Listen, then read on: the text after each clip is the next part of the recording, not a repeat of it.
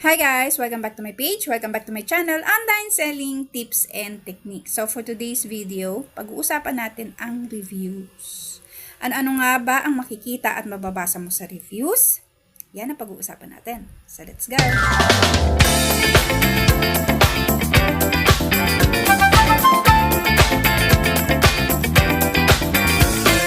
So saan mo nga muna makikita yung mga reviews na yan? Bago tayo mag-place ng order, tinitingnan muna natin, di ba, yung shop.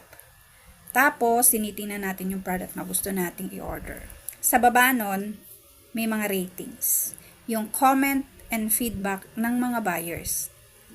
Andun din yung mga comments nila sa seller. Doon yung mababasa yon. Sa baba ng picture, doon yung makikita yung mga reviews. Doon yung makikita yung mga performance ng seller. So, bago tayo mag-place ng order, make a habit na basahin at i-review muna ang reviews. So, number one reason kung bakit kailangan nating i-check o basahin ang mga feedback o reviews is to identify the product. Fake ba to? Legit ba to? It ba sa perang ibabayad ko?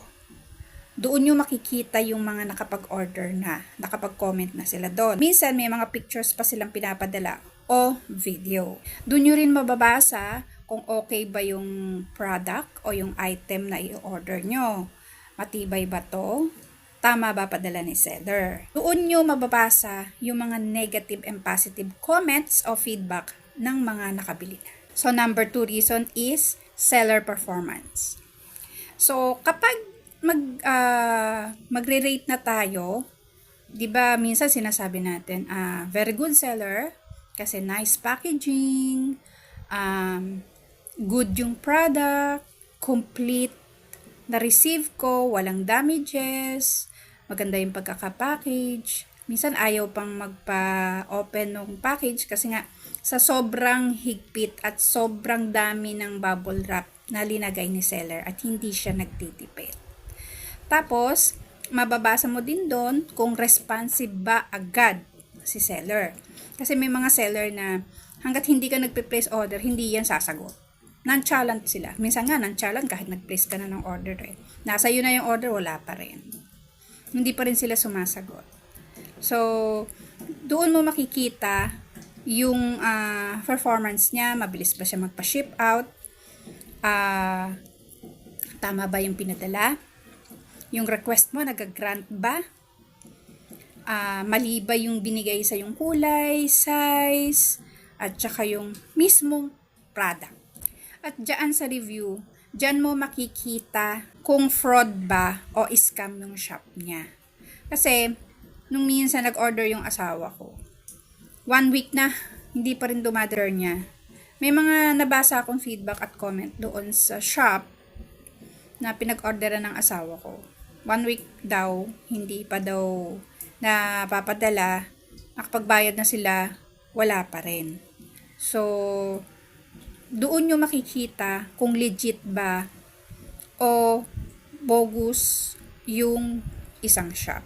Comparison ng mga products. Sa review kasi natin makikita, halimbawa dito sa shop A, nakita mo ang reviews niya, hindi naman ganong kagandahan, may mga flaws, tapos hindi maganda ang packaging.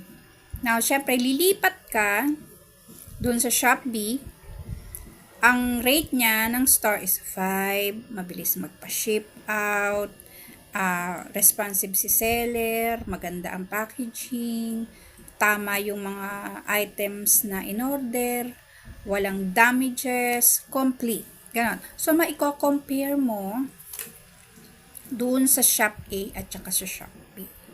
So, maganda talaga kapag may reviews. Kung saan ka komportable mag-order, doon ka. Minsan kasi, ako kasi kapag nag-order ako, prefer ko yung may tag. Preferred at saka mall. Kung wala mang preferred at mall na tag, dapat ang ratings niya is 5 star. Tapos magaganda ang feedback at review sa kanya. Kasi minsan, meron akong, hindi naman sa pag-aano, nag-order ako dun sa shop na may tag na choice.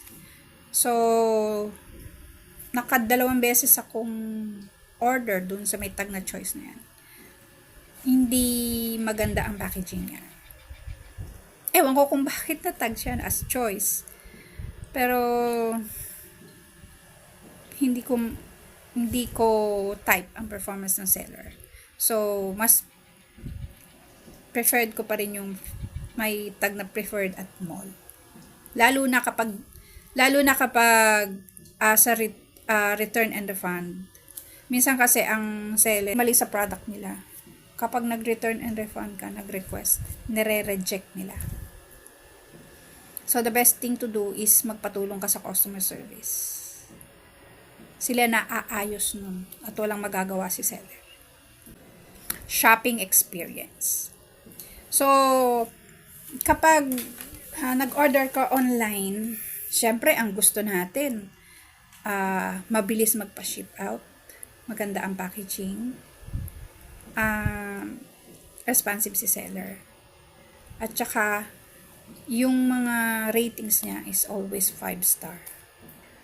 So, kaka-order mo pa lang, after an hour or 2 or 3, naka-ship out na kaagad. Pag ganun ang seller, mabilis magpa-ship out. So, hindi ka madadala na bumalik-balik sa shop niya. Lalo na kapag maganda ang niya sa'yo, ang pakikipag-usap. Tapos, binibigyan ka pa niya ng feedback kung nasaan na, kung parcel out for delivery na. May mga ganong seller eh. I-update ka niya kung nasaan na. Tapos hihiling siya sa'yo ng 5 star. Why not? Madali lang naman mag-ano ng 5 star. Basta, ang balik naman sa'yo is maganda yung shopping experience mo sa shop niya. Kaya bago tayo mag-place order or placing an order, be sure na babasahin natin yung mga reviews. Kasi hindi porket maganda sa picture, ibig sabihin nung ganun na ganun din yung ipapadala sa'yo ni seller. Minsan hindi. Okay? Hindi natin alam, hindi naman pala legit yung shop. Tapos iba ang ipapadala sa'yo. Diba? Yung reviews na yan, nakakatulong yan para malaman mo kung bibilin mo ba yung product na gusto mo o hindi. Value ba yon o worth ba sa perang ibabayad mo o hindi. Huwag kagad tayo mag-place ng order hanggat hindi natin na babasa yung mga feedbacks, comments sa review.